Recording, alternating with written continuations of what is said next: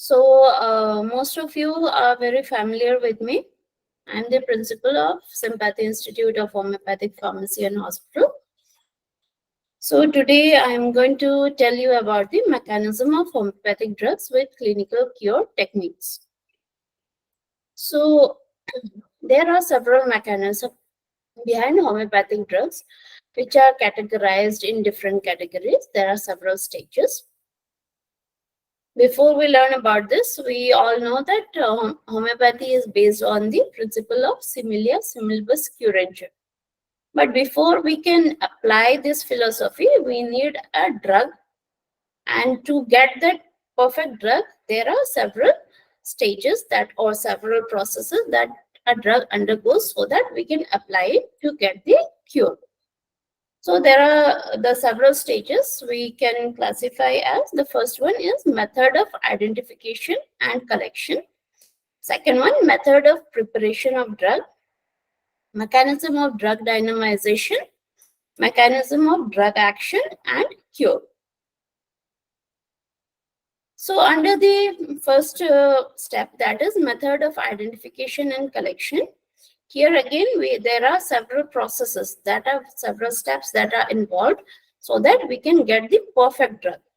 The purpose of identification and collection is to get the perfect raw material so that we can get a very good quality drug.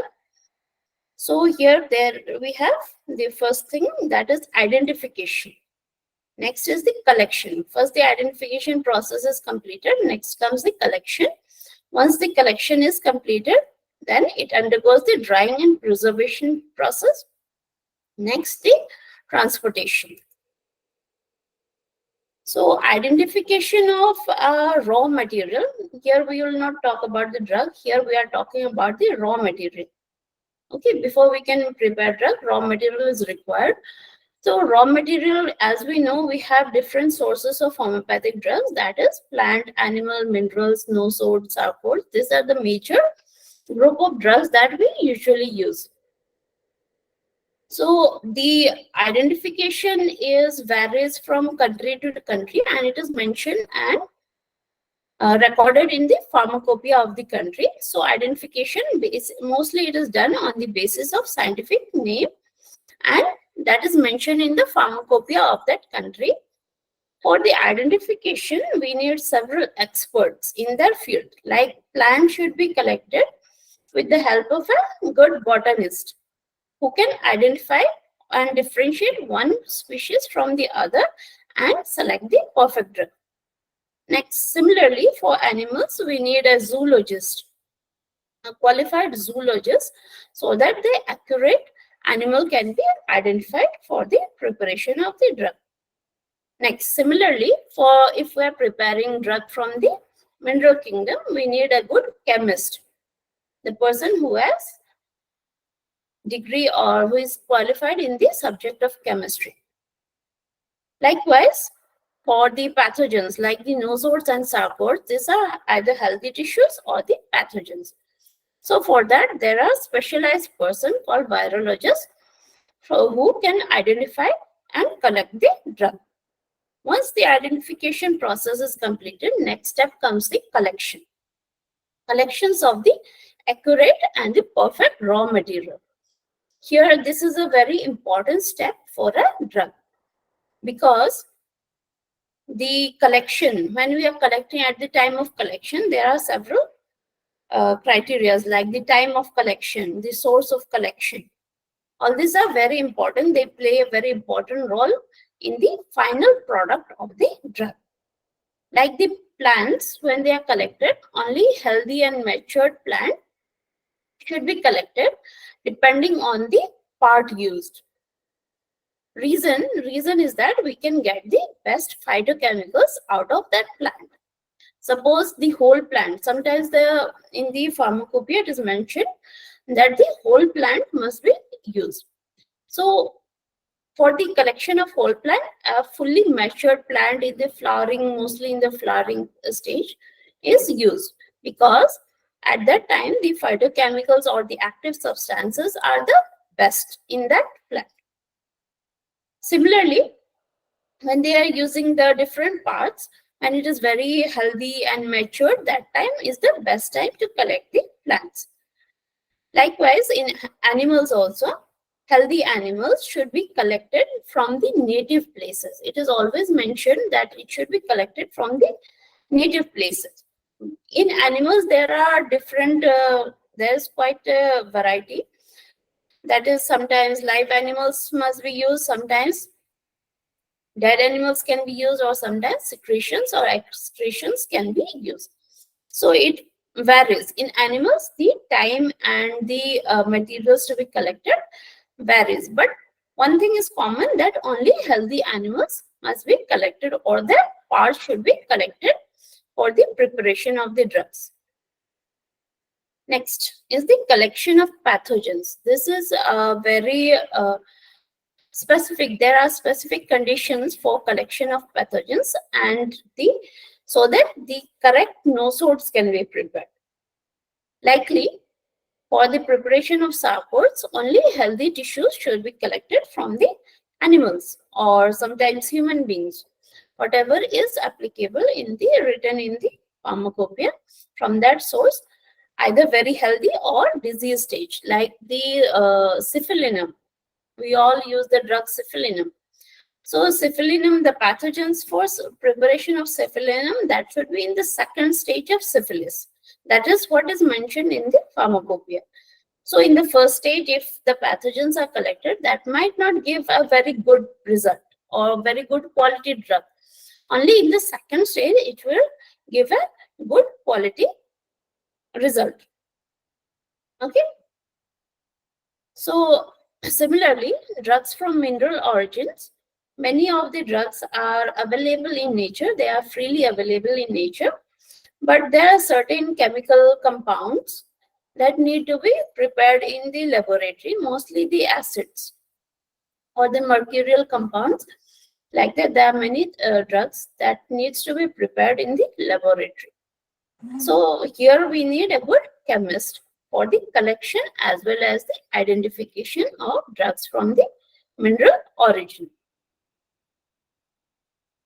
Collection of raw materials in ideal condition.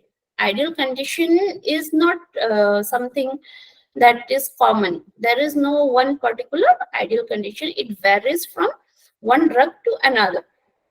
So it is always necessary that ideal condition should be maintained at the time of collection of drug.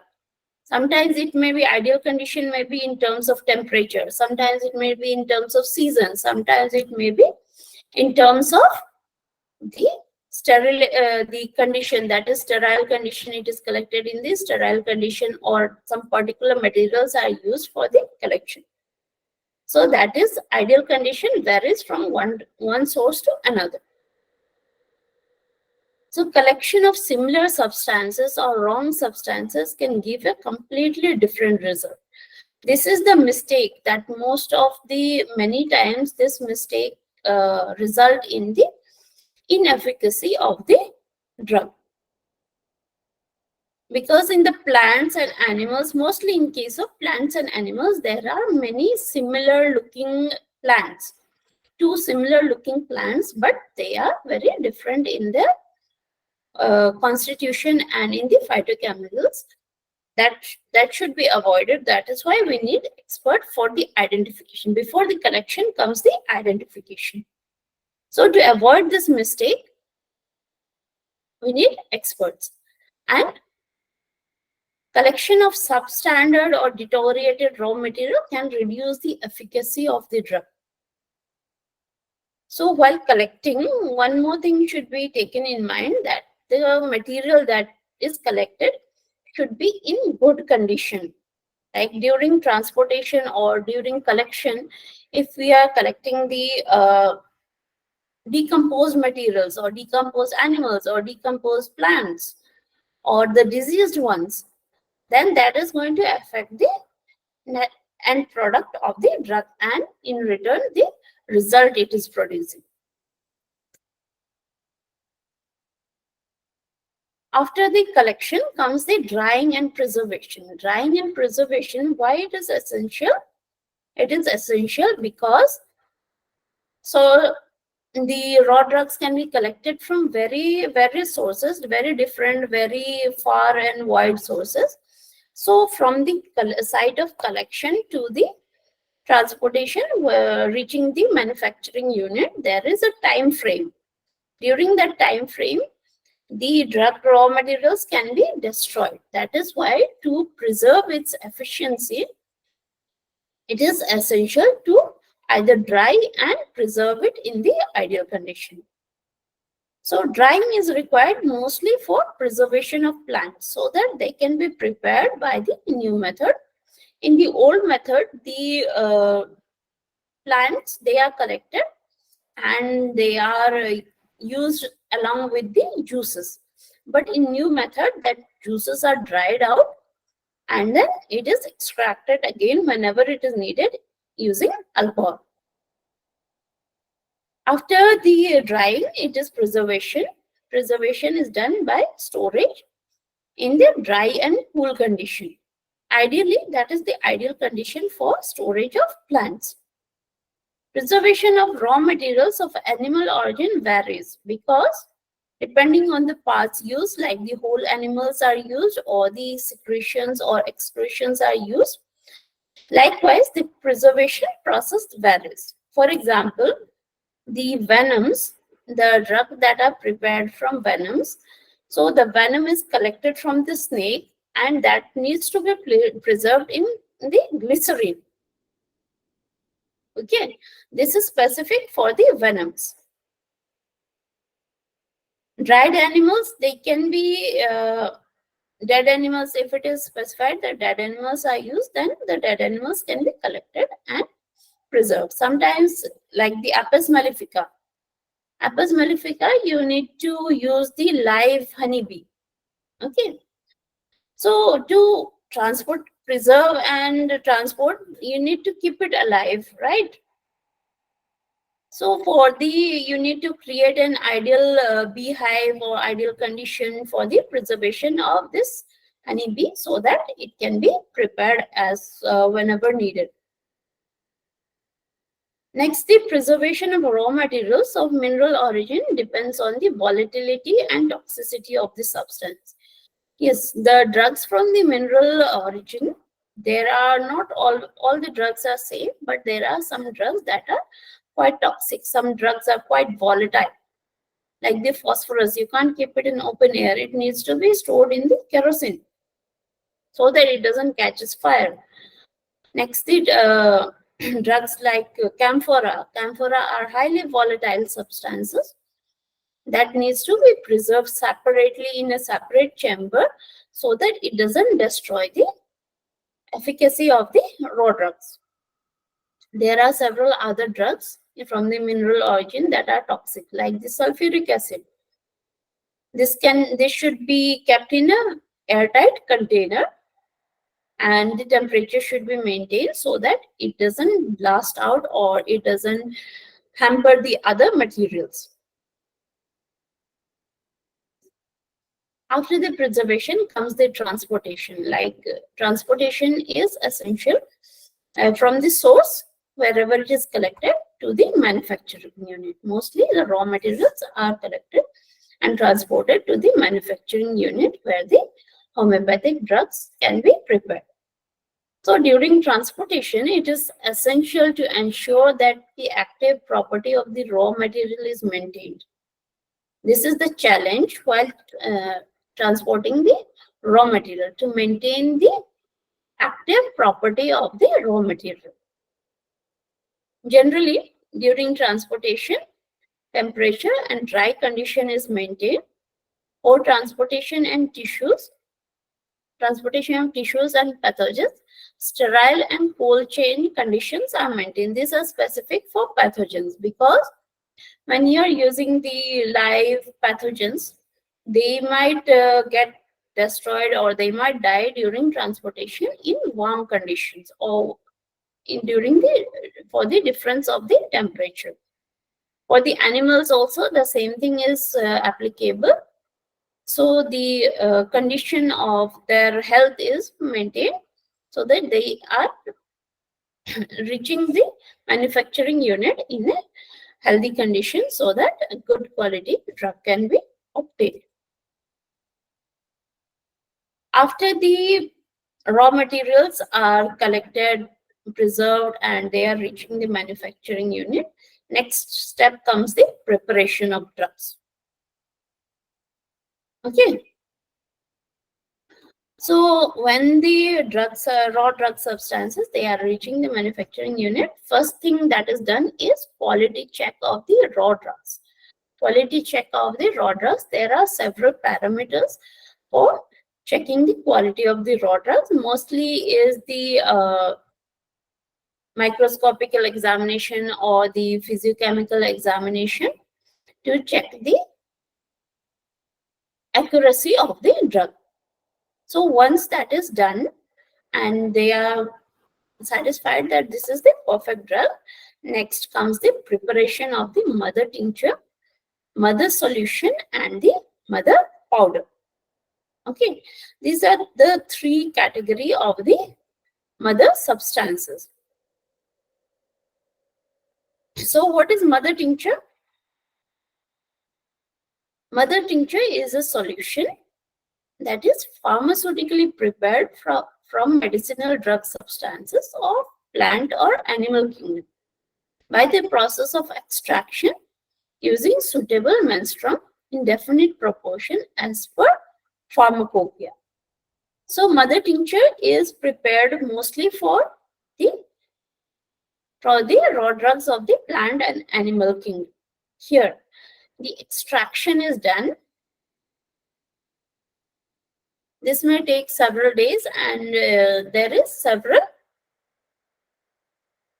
ratio in the pharmacopoeia for every single drug. The ratio is mentioned, like this amount should be, this many grams should be the raw drug, and this is the amount for the strong alcohol. The menstruum that is usually used is the strong alcohol, and the ratio is mentioned. In that ratio it is used, and the extraction process is completed.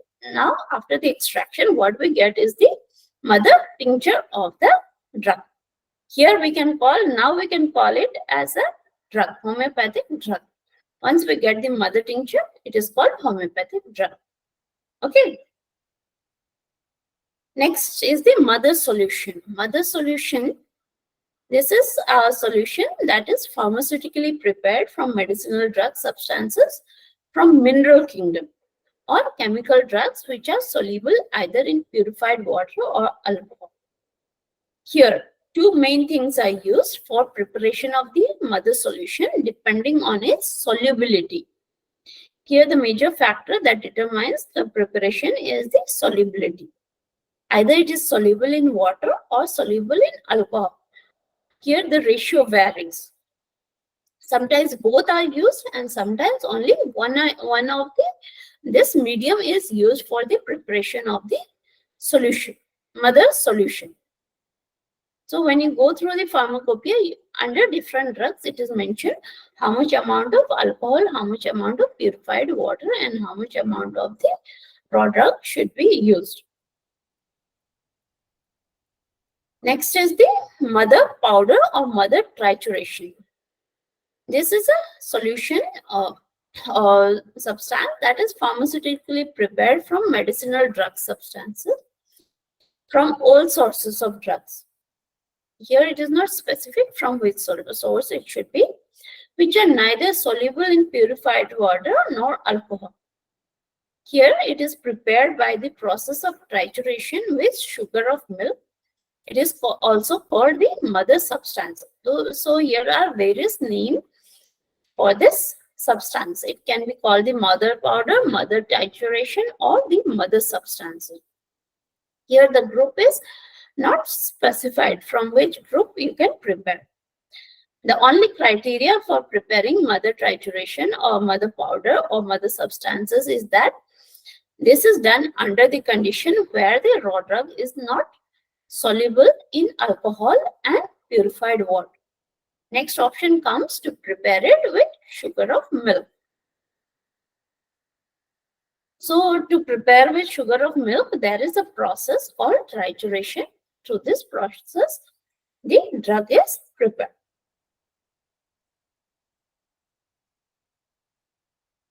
Now, once we get the mother tincture, mother solution, or the mother powder in one of this form, we don't do it all the three form for all the drugs, any one of this. Okay. So once this is done, we get a mother substance. Next comes the quality check to verify or to determine whether the constituents is right or wrong. How much is this is mostly done to check the quality of the mother substances. There are several techniques that is used to check the quality of this mother substances, like the TLC or HPTLC or other physiochemical test or the UV test. There are several tests that are mentioned that are used in the laboratories to check the quality of this mother substances.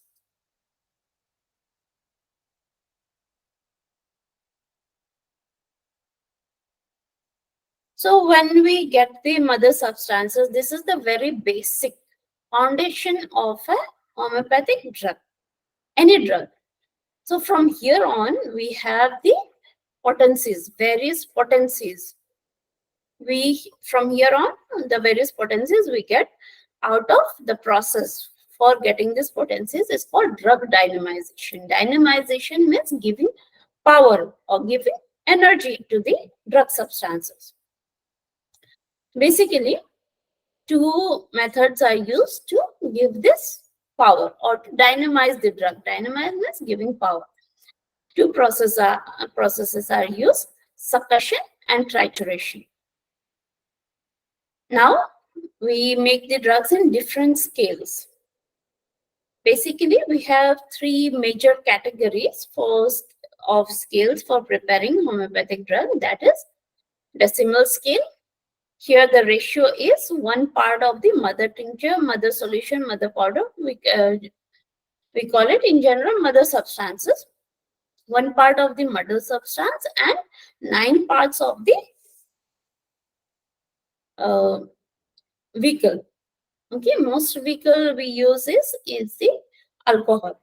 Suppose the mother substance is not soluble in alcohol, then we use sugar of milk to prepare the trituration, to prepare the 1x potency, that is in the decimal scale.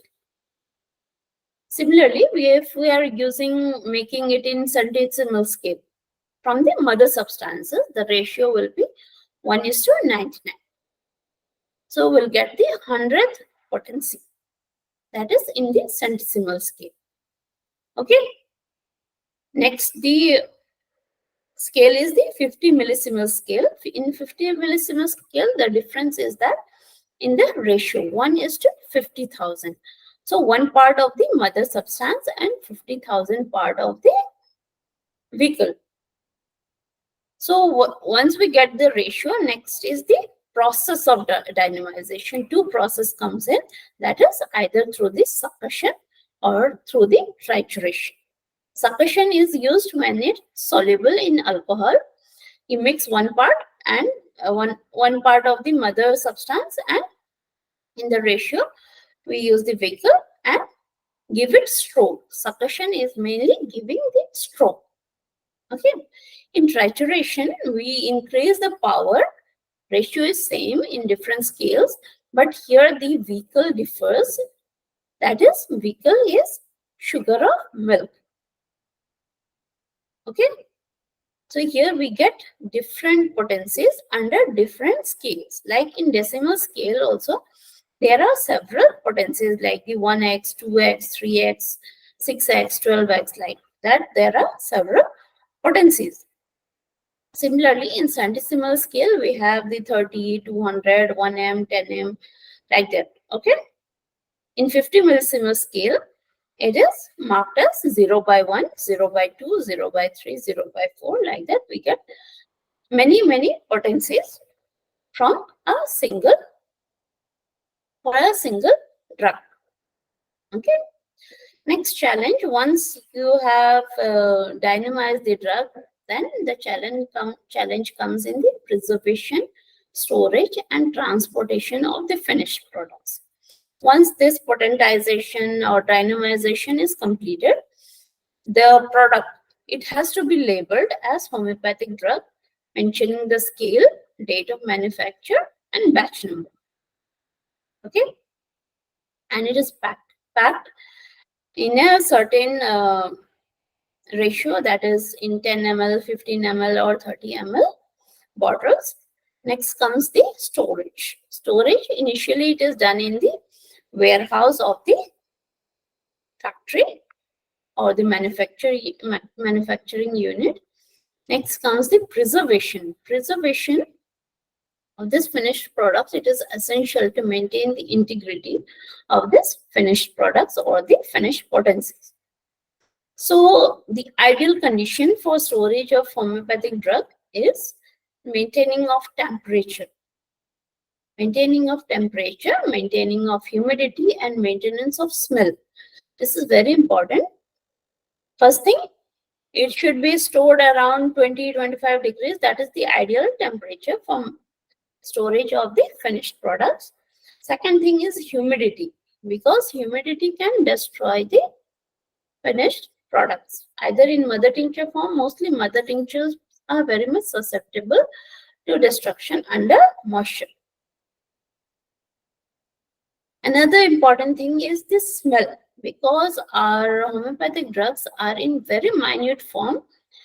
The smell around the area of the storage, it can also hamper the quality of the drugs. Okay. Same condition applies for the transportation also. During transportation, all these conditions should be maintained until it is delivered to the shops, okay, or the pharmacies. Now, once the drug is manufactured, we get potencies, and then now when it is applied, when it comes into use, okay, comes the mechanism of drug action. So far we were learning about the story of a drug from the raw material to the preparation of the potencies or the drugs. Now, once these drugs are applied on a human being, there are two main mechanisms involved. One is the pharmacokinetics, and the second one is the pharmacodynamics. Now, what is pharmacokinetics? Pharmacokinetics. Pharmacokinetics, it is made of two words, that is pharma, that is drug. Kinetics means in action. So when a drug is in movement, in movement, kinetics means something that is moving. So this is the study of the movement of drug inside the body. Okay. So the movement of the drug, it deals with the study of the absorption. The first movement of the drug is absorption. First step. Second step, it gets distributed. That is distribution of the drugs inside the body. Once it is distributed, the drug itself will undergo certain processes. That is called the metabolism of the drug. So when it is undergoing changes, metabolism is done. The next thing that happens is the excretion of the drug. The drug cannot stay forever inside the body, so it has to go out of the body. So these are the movement of drug is in various steps, that is absorption, distribution, metabolism, and excretion. Four things are there in the movement of the drug. So from the entry of the drug in the body until its excretion, the study of what happens to the drug. Here we are not talking about what is happening to the body. The study of what happens to the drug inside the body is known as pharmacokinetics. That is drug in motion. The study is called pharmacokinetics. Next, once the pharmacokinetics is over, next thing that appears is the pharmacodynamics. Pharmaco means drug, dynamics means power. Okay. This is the ability of a drug to produce a certain effect, also known as the potential of a drug. So the drug has moved inside a body from the absorption to the excretion, but it has left some impact on the body. That ability of a drug to produce an effect is called the pharmacodynamics. It deals with the study of mechanism of action and pharmacological effects of drug. It is the study of how drugs affect the body. Here, the body comes in. Here, we are not talking about the pharmacodynamics, is not about the study of what is happening to the drug. Here, the study is shifted from what is happening to the drug to what kind of impact it has done to the body. So here the body is studied. Okay, what kind of impact it has left on the, or what kind of effects it has left on the body, that is called pharmacodynamics. What happens to the body due to drug is called pharmacodynamics, or in other terms, it can also be called the study of dynamic action of a drug on the body. So when we think about this in the homeopathic perspective, the pharmacodynamics can be related to the materia medica because it is the effect that is produced on a body in a healthy condition. So this is the potential of a drug that is listed in the materia medica.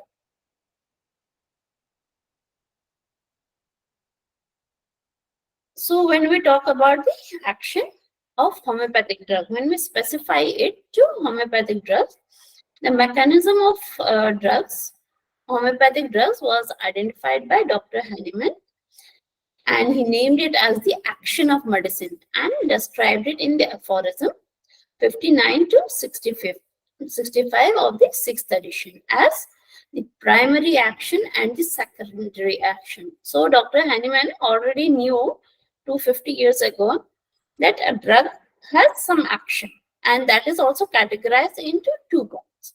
That is the primary action and the secondary action. Now, what is the primary action? Like in aphorism 59, it is the important symptom. The first action of the drug on the body is called the primary action. That is, the important symptoms of persistent diseases have never yet been treated with such palliative antagonistic remedies. This is the aphorism 59. Without the opposite stage or relapse. Indeed, aggravation is there. Indeed, a palpable aggravation of the malady. That is the condition occurring a few hours afterwards. Example, for a persistent tendency to sleepiness during the day, the physician prescribed coffee, whose primary action is to enliven, and when it had exhausted its action of the day, that is solemnness increased. So once he explained it through the example, like the example of coffee. A physician that has prescribed coffee to cure drowsiness. So when the coffee was prescribed to cure drowsiness, when it was given to the patient or to the person, what happened? While the coffee was in action, while it was inside the body, moving inside the body, it caused the enlivenness or the activity or the activeness. But once it was excreted out of the body, the secondary action started. It left behind some impact on the body, that is increase in drowsiness. Okay. Another example, for frequent waking at night, he gave in the evening without heeding the other symptom of the disease, opium. Okay. Another case was given opium, who had tendency to wake up at night, and it was given in the evening so that the patient can sleep properly, by which virtue of its primary action produced the same night's sleep. First time it produced sleep, while it was working inside the body, it produced sleepiness inside the body. And once it was excreted, the primary action was over. Then comes the secondary action, means what kind of impact it is leaving on the body.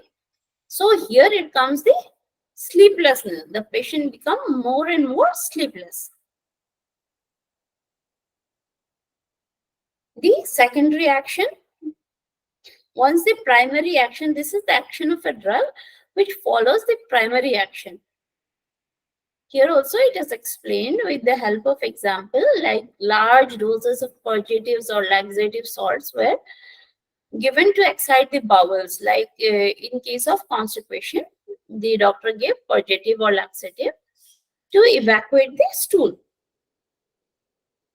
But when it was used to remove chronic tendency of constipation, initially it was working good, but then when its action exhausted, the impact that it left was that it became more and more confined. The bowel became still more confined, means the constipation increased in that case. So what is the relation between organon and drug action? When we talk in case of modern pharmacology, there is a stream we study about the action of a drug. That subject is called pharmacology. Okay. So according to modern pharmacology, the primary action described by Hahnemann corresponds to the therapeutic adverse and side effects of conventional drugs, while the secondary action, so the first action or the primary action or the pharmacokinetics, is the therapeutic effect or the side effects of conventional drug, while the secondary action corresponds to the rebound effect or paradoxical reaction of the body. So once the drug is acting, the body is reacting. That reacting of the body observed after discontinuation of drugs that has been acting either palliatively or antipathically to the signs and symptoms. So this is the relation between the drug action and the organon. The primary action can be in modern times called the pharmacokinetics, and the secondary action can be called the pharmacodynamics of that drug.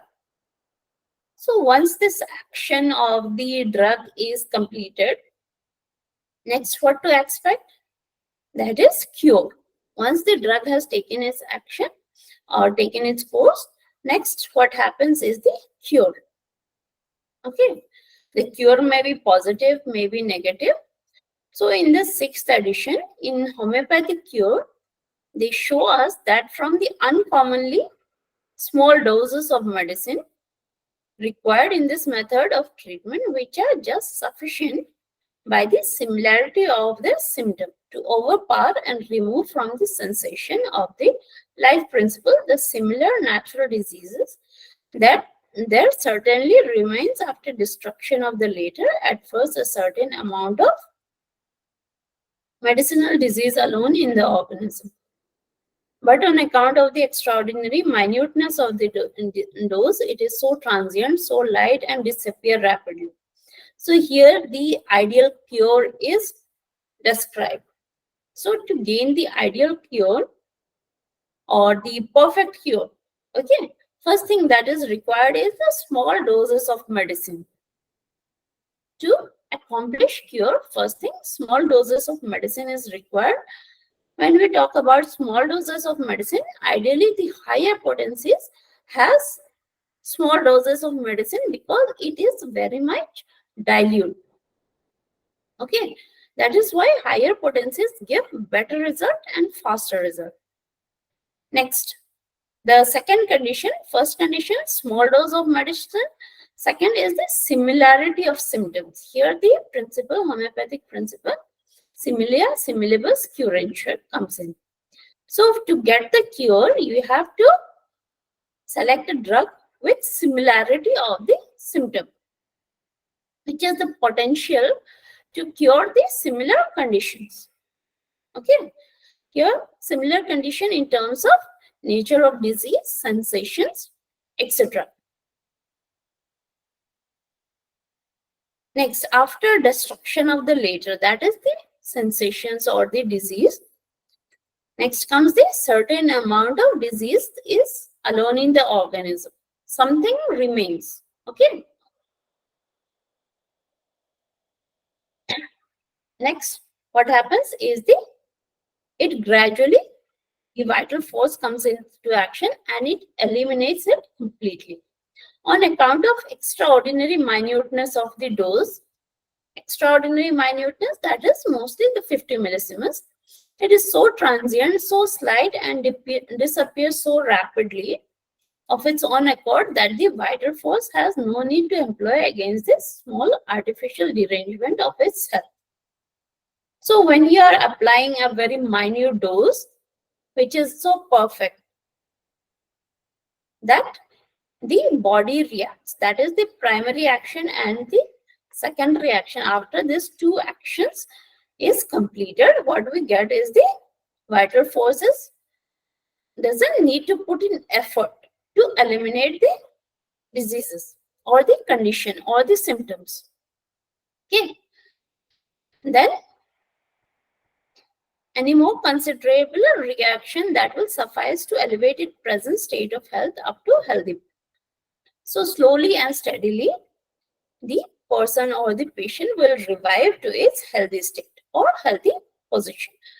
This healthy position or healthy state is considered when the vital force doesn't have to put in any effort to fight with its own symptoms or conditions or the diseases. That is the healthy state.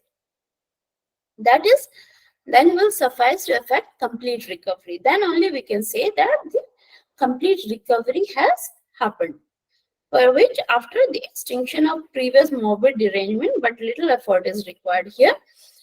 Like we can assume or we can consider that the cure has been completed, or the disease has been extinct, or the derangement has been corrected. So this is the process or the whole process of the homeopathic drug, or the mechanism or the philosophy behind the homeopathic drugs. Thank you so much, ma'am, for a very wonderful session. We thank Dr. Aiyesha for spending so much of time on this amazing and priceless knowledge and that you have given us today.